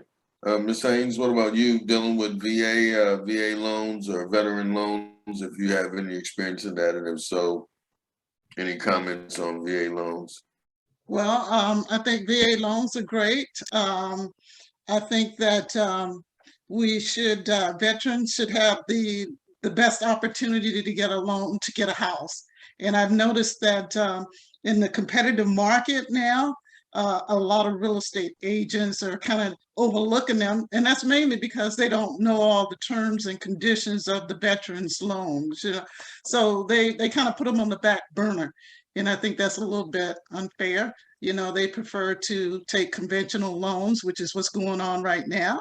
But I just did a VA. As a matter of fact, I got a VA loan going on in Carson right now. It's on a new development, and it's just going so smoothly. They're taking it over and they're doing everything. So I'm very happy with it. So basically, that's what I got to say. I'm good. I'm good with VA loans. Rod, you know what I mean, okay? All right, Mr. Yang, you have the floor about these loans, and what are we looking at in qualifications, and how do we handle that through you, or do you do them, or how does it work with your company? Yeah, obviously, if you serve the country, you have this wonderful entitlement and benefit. You absolutely should take advantage. VA loans is one of the best available programs because you can buy as much as you can qualify with zero down financing and not pay a mortgage insurance, right? The biggest challenge, I think, that as Ms. Hang has indicated, in today's market where homes are selling for more than what they're listing for, right? A lot of the real estate agents, not that they try to discourage VA offer. The challenge is they are afraid that, John, if you're writing a zero down financing, VA financing, should the appraisal doesn't come in, VA financing will not allow you to buy that house with zero down anymore. Again, if you buy a house for $700,000, you and the seller agree upon, should the VA appraisal comes in at 650, because in order to even get your offer considered, you're competing with 10 other wonderful families, right? You have to bid your price up. VA is not going to allow you to finance that. You will have to come up with the difference. And most real estate agents, when they have the option, unfortunately, is if they can choose another conventional financing offer with either with cash or with a larger down, they are going to recommend their seller to likely to consider those offers first, because in the event on a conventional financing, if you're coming with a larger down payment, should the appraisal coming low, they still have enough wiggle room to basically change the loan to value and still keep the cash to close relatively similar.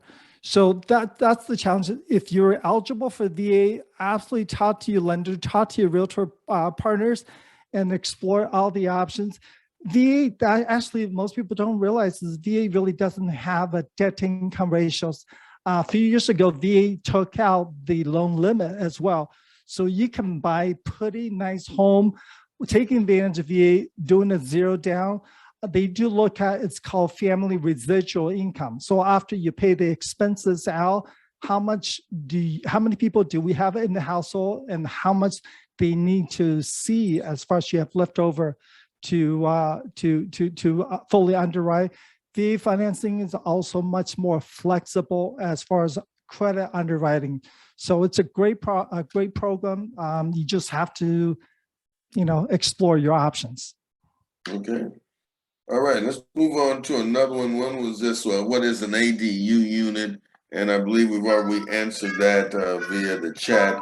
However, we will send that information out, accessory dwelling unit. The next big question was, what's the best way to approach a single family homeowner, condo owner, or multi-family owner to get them to agree so that you can manage their property as their Airbnb? We'll start with you, Mr. Goldman, and then Ms. Haynes, and then Mr. Yang. Your professional opinion of how they should approach a single family homeowner. And I know most of you are single family homeowners, so look at it as someone approaching you to maybe rent out one of your properties for an Airbnb? What do you think you would need in that approach? Mr. Gorman, we'll start with you, then Ms. Haynes, and then Mr. Yang. Yeah, Michael, I'm gonna have to yield on this one. I wouldn't know how to begin with the Airbnb. I would think that you would have to, as a homeowner, suggest to them, apply to them, let them know that you have a property, I don't know, a room that you would like to use as an Airbnb. And I'm thinking they're gonna send someone out to maybe see it, give you the steps or application to kind of complete in order to qualify for an Airbnb. But again, I'm on yield because I don't have any experience at the Airbnb. Okay. Ms. Haynes, do you want to comment on the approach a person should take in approaching you or one of your clients about maybe utilizing one of their multi-family unit dwellings, a room as an Airbnb? Well, we don't do so, from my experience, they don't do a lot of rooms for Airbnb. It's usually like a condo, one bedroom, two bedroom, it's the whole thing. So rooms, I don't know about that. But if you're going to approach a person, you need an application. You need an application to say, this is what I'm going to do. You need all the terms and the conditions that you're going to offer and what you expect. That's the best of my knowledge about it. So that's pretty. Does property managers recommend any Airbnbs to their clients? I mean, is that something that you have recommended to any of your clients to switch over to, or as any of your clients come to you and ask, what do you think about Airbnb for unit number 3 instead of renting it out monthly? Well, a lot of my clients don't want to run it out as an Airbnb, and if it's in a condominium, a lot of them won't allow that. Okay, they have restrictions on Airbnb. Even in certain cities, along the beach sides, they got restrictions on whether or not you can rent it out as an Airbnb. So it just depends on the condo association. It depends on where the property is located, and it depends on whether or not the owner wants to do something like that, because it is a lot more risk. And then you got to take in consideration the insurance, because you got to have insurance for that. People cause damage, people get hurt, they have big parties and stuff like that. So to me, it's a lot of risk. And I personally don't like getting involved in anything like that, unless it's my own Airbnb. But as far as for other people, I just kind of push them in the direction just to do a straight rental. And that, whether it be short-term, 6 months, or 6 months, we're not doing a whole lot of 12-month leases right now due to the economy. But I do like 6 months or something like that. That's what I would advise to them. All right, Mr. Yang, do you have any advice to a person interested in pursuing and the approach of how to discuss with a property owner to rent them the property for an Airbnb? Yeah, if I understand the question correctly, which is a new real estate investment opportunities now, even extremely popular in the TikTok or world, where real estate investors will go to property owners and ask for the blessing to sublease the property. They will lease your property with the long-term contract and get your blessing to allow them to rent out for MBB for profit. For example, they rent out your property for $3,000 a month, and where they would be allowed to rent out as an Airbnb on various days during the month. And ultimately they made $4,000 or $5,000 a month and keep the difference, right? So if you're thinking about doing that for yourself, as a real estate investor, try to be the middle person, you definitely just have to do your research, make sure you know what you're doing. As Ms. Hang talked about, there are also potential liability. You need to make sure you get yourself protected. Get full disclosure, let the seller or let the homeowner know exactly what your intention, what are the plans. It is true, a lot of cities do have restriction now. They have limits that you have to, for Airbnb to be in the city, you can only do a 30 days or longer term. They don't allow short-term leases anymore. So that's probably the thing. But if you're going to do Airbnb for yourself, if you're going to acquire the property and explore Airbnb, in my opinion, it's going to be the vacation spots. That's when you're going to do well. For example, Palm Springs, Big Bear, Lake Tahoe, San Diego. Those are the ideal locations, and it's not unusual. You actually would rent a partial weekends out of the month and actually make more money than long-term leases. And the benefit when you do that is also you can use the home. If you should use the home for 2 weeks or more during the year, that technically classify as a second vacation home. So remember, you can put 10% down, get the best available interest rate.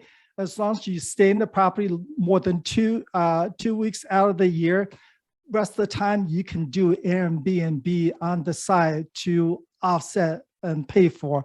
Imagine just have the ability to go on vacation to your favorite locations and basically pay for you by your Airbnb being income. So that's where I think potentially where the opportunity might be. Okay, and then the last question that I'm seeing with chat is again from Mr. Hart, and he says, assuming a $500,000 mortgage is around $3,000 per month, where would you suggest a new investor with $50,000 to start? What sort of property are we talking about with $50,000 to invest in? And again, we'll keep it simple and sweet. We'll say in California. So throw him out some counties, throw him out some areas that maybe he should look in with $50,000, or again for investment purposes. Rodney, we'll start with you, then we'll go to Ms. Haynes, and then Mr. Yang. I got 50,000. Okay, you got $50,000.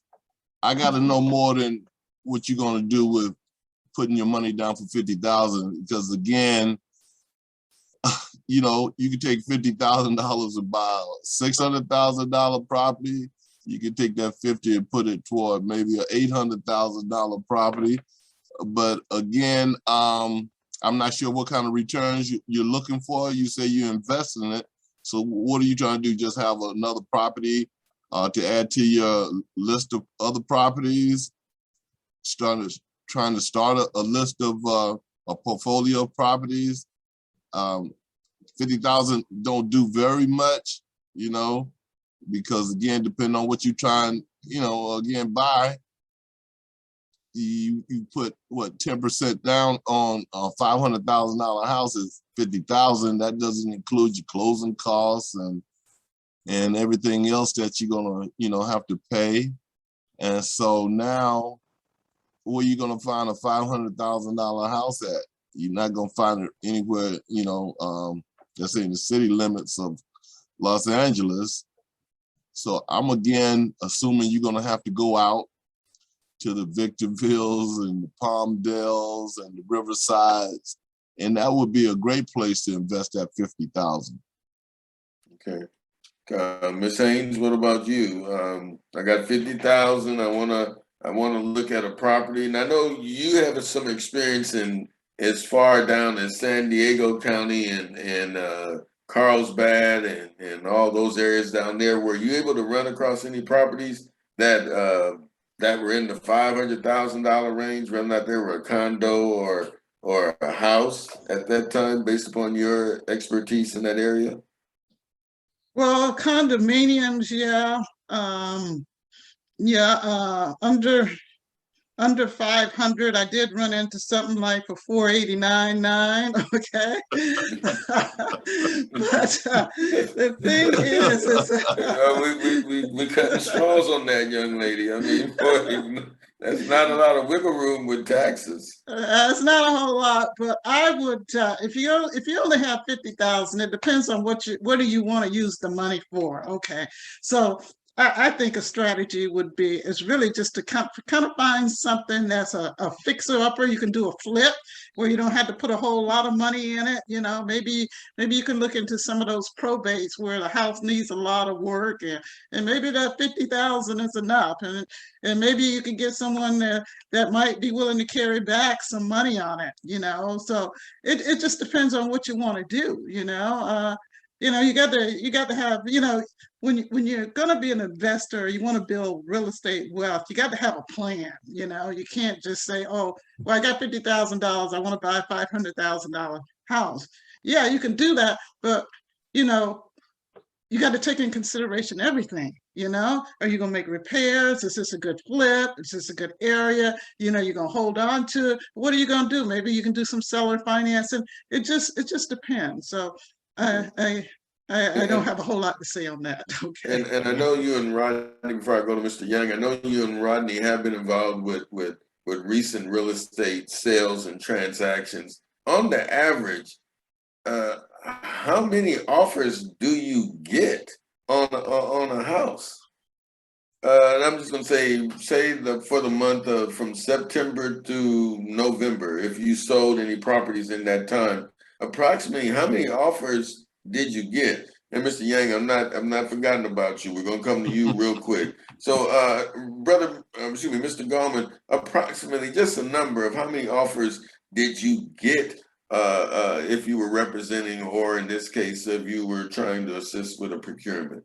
Yeah, something, I would say this summer, I probably had maybe 5 buyers ranging in price from $700 and maybe $30,000 down to maybe $350, because I have an investor guy that loves to buy in Bakersfield, and that's another good area to buy. Bakersfield's a nice location, and it's getting expensive. And I would say that every offer I put in for my client that was trying to purchase that $700,000 property, I probably lost, and I overbid it probably by as much as $25,000 each time, and we never got a property. We could never find anything because everyone overbidded our offer. And that was the same way up in Bakersfield for the client that was trying to spend $350 for a property. We just kept getting outbidded. Right now, we just have a shortage of properties for sale. The inventory is low. There's a lot of buyers out here on the market.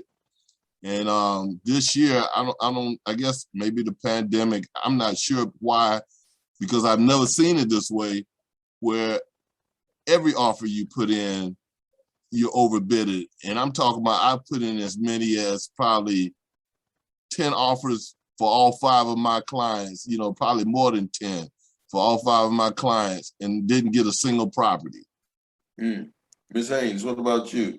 One of your examples of how many offers did, because I know you represented both buyers and sellers. So what are we looking at in offers here? I mean, how many offers are you getting in regards that your clients are not getting the property? Well, being a listing agent, I am seeing on the listings that I've had 15, 20 offers, a lot of offers coming in, And the thing that I've noticed being the listing agent, I had the opportunity really just to look at them and to see how they're actually putting in their offers to get them accepted. A lot of the offers that's being accepted, the agent is removing the appraisal contingency. They're removing the loan contingencies. Right. They're removing a lot of the disclosures contingencies. They're taking all that out. Okay, and then they're putting into the contract where they'll pay the difference. If it doesn't come in at $750, say it comes in at $700, they're going to bring in the difference. Okay, so. This is what I've seen from the listing side. So when I represent buyers, I had that experience as a listing agent, so I know what they're looking for. So the thing is, when I'm looking to represent the buyer, I'm in a position to remove some of the contingencies that I see other agents removing, like the loan contingency. If you get desktop approval, the only thing that's really left is for you to have the appraisal to come in. And if you remove that, okay, you do your research, you know it's going to comp out at a certain price, okay?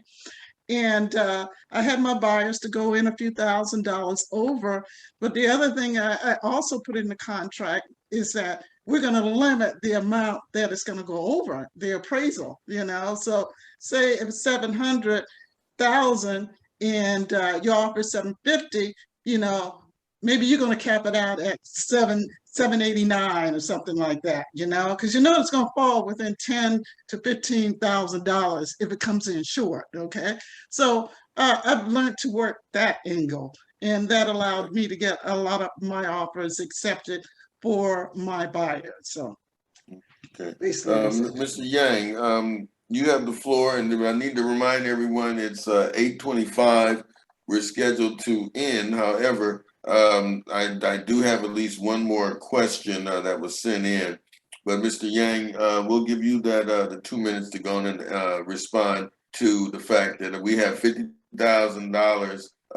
What are we looking at? What would you recommend if I called you on the phone and said I got 50,000? I'm looking for a house. What sort of loan programs you think you could offer or you can recommend to me? Well, hopefully by now you know me. The answer I'm going to tell you again, it's going to be 50,000 to buy a rental property. It's really not a whole lot of money. Traditionally, lenders going to require 20% down. So when you buy even a $500,000 home in Southern California, for example, that's if you can even find anything decent, right? You're going to need to have at least $100,000 as a rental property. So again, my answer is whether you're buying your first home or you already have a primary home, if you can use the $50,000 to buy your first home or move up home. The goal is not to stay in your one home for the rest of your life and eventually pay off that mortgage, because even if you have $1 million house, mortgage free, as long as there's no income coming in, that is still not an asset because it's not generating income stream, right? So the game that I want you to play is shift the whole funnel. Understand that when you buy a rental property, the best way, the most little known secret is to acquire as a primary home.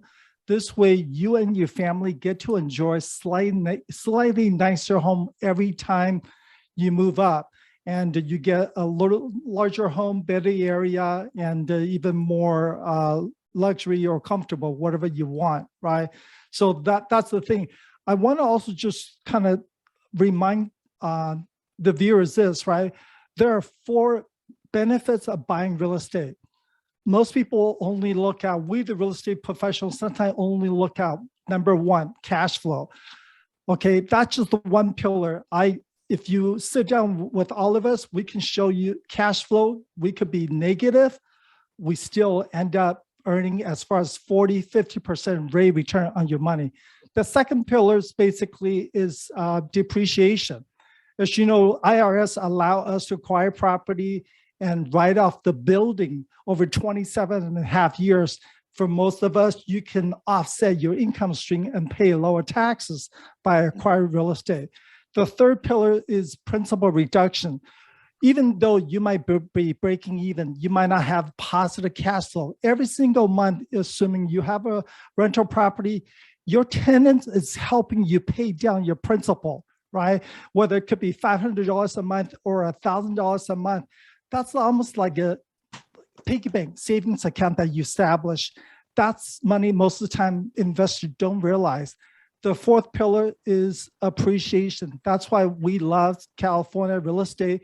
Is in long term, historically in Southern California, our real estate will double, if not every 20 years or sooner, right? So you acquire a property, you hold it for long term. Just understand that 20 years from now, the goal is you'll be able to share with your family as part of your legacy plan. So I definitely want to get that point across. Okay. And then the last question, ladies and gentlemen, mainly is could you cover construction loans? So before we open up the door again, Mr. Yang, back to you. I'm going to yield to Mr. Gallman and Ms. Haynes if they want to comment on their interface with a client or that is involved with a construction loan, or they're doing major renovations at any of their managing properties, and how would you discuss dealing with major renovations at a property? How would you manage a construction renovation at a property? We'll start with the two real estate personnel, and then Mr. Yang, you can end it up with what sort of construction loan programs that are available to homeowners first, as well as investors. Mr. Gallman, do you want to comment on construction projects that you are recently involved in at this time, if any, and then or not, you can yield and we'll go to Ms. Haynes. Well, you know, it's been a long time since I've had a client that was getting a construction loan. And so most people that I've dealt with, and I've dealt with a few of them that, you know, basically renovate their property, convert their property to ADU, and they just had the cash to do it. To be honest, Mike, was no loan involved in it. Okay. And a lot of people in the past that's done construction loans, of course, the loan is gonna have it established where maybe that money is in escrow and for a time period, and it's paid to the contractor as you know you proceed through your construction of your facility or your property. And so again, that's normally how it's been done. But right now, currently, I don't have anyone outside of these guys that already have the money, and they just basically go in there and gut and replace and rebuild and turn the property around, flip it, you know, keep it. That's basically my experience right now. Okay. All right, Mr. Gallman. Mr. Gallman, in the meantime, as you know, we're wrapping things up. Could you send your email address or the email address and or website to chat for the attendees Will do. that you would want them to use to contact you via email, whatever email address you're interested in putting in chat. All right, Ms. Haynes, the floor goes again goes to you. You know, in regards of the same scenario. I am familiar with some of the projects that I know you're actively involved in with renovation activities. What would you want to share with the attendees and the people on the Zoom about property management dealing with renovation projects? What are some of the pros and cons in dealing with a large-scale renovation project at a apartment building, say? What are some of the problems that you do see with that, or the pluses? Well, I kind of like to stay away from those. I just like to do the little small repairs. So I am really just going to yield on that one. Okay. Mr. Yang, again, the question associated was construction loans. Do you have knowledge of those construction loans? And if so, what would be the criteria to obtain a construction loan? Or would it be better just to, if you have a house, just to refi and use that as your construction money? So there are two different types of construction financing. The one is if you have the lot, you have an empty lot, you want to build a single family home on that property. That's what we call the construction financing. Most of the time you do have to go see banks. Most of the time they will finance up to about 60% of the completed valuation. That has not been as popular today due to regulations. A lot of lenders are shy away from that side of it. But most common is going to be the renovation financing, right? You have a house or you acquire a house that just need to be updated. As a lot of people have seen on all the cable shows of fix and flip or home renovation, they turn not the prettiest house on the block into the most gorgeous house that all your friends and neighbors will be envy, right?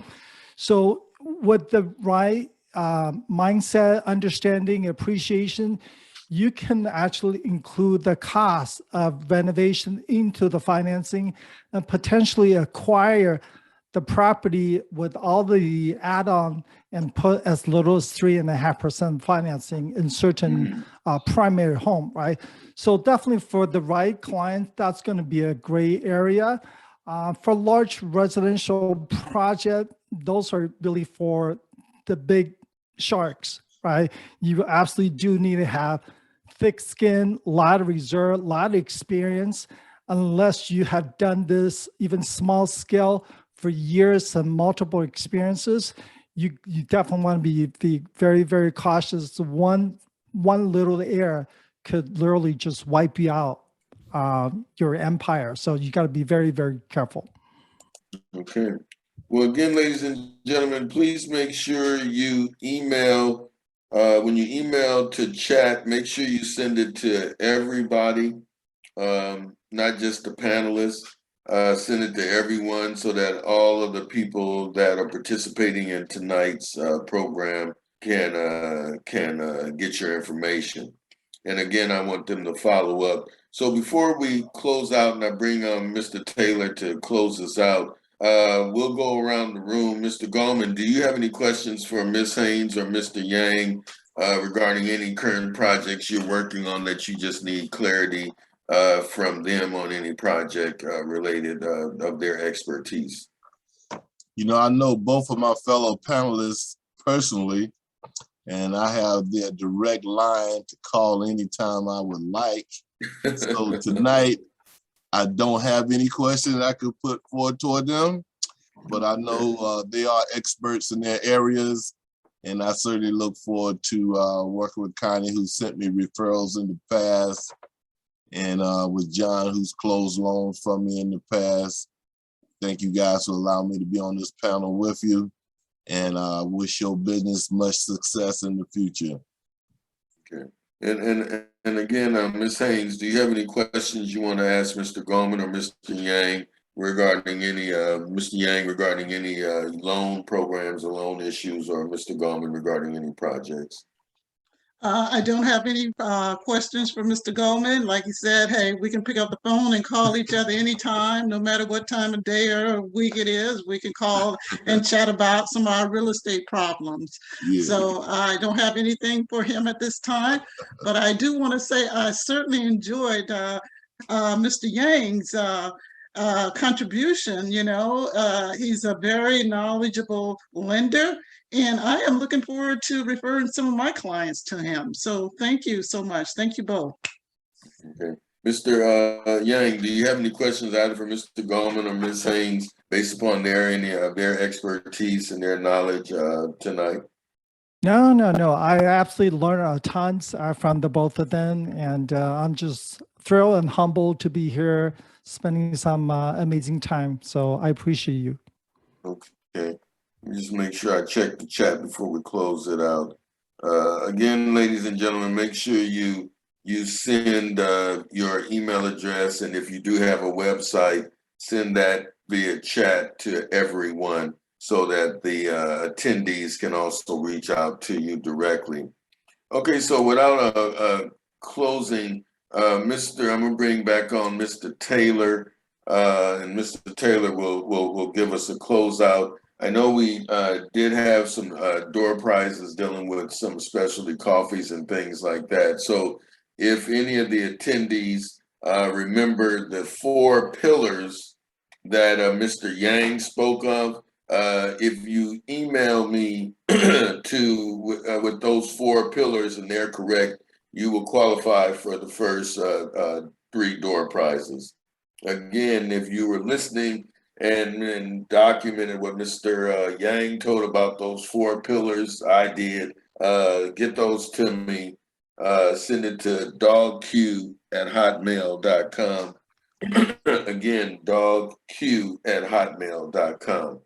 All right, without further ado, I want to relinquish my moderation activities to Mr. Taylor, who will close us out. And again, I want to personally thank all the panelists, especially the beautiful Miss Constance Haynes. I definitely want to thank her for her expertise and her being calm enough to help me out on this. And definitely Mr. Yang, and of course, my great friend, Mr. Gallman.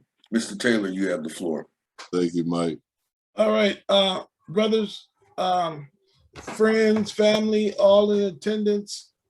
Brother Michael Haynes, if you don't mind, if you can put your email address in the chats where all panel and attendees can receive your information, that would be great. So whoever have an answer for that question, they can deal with.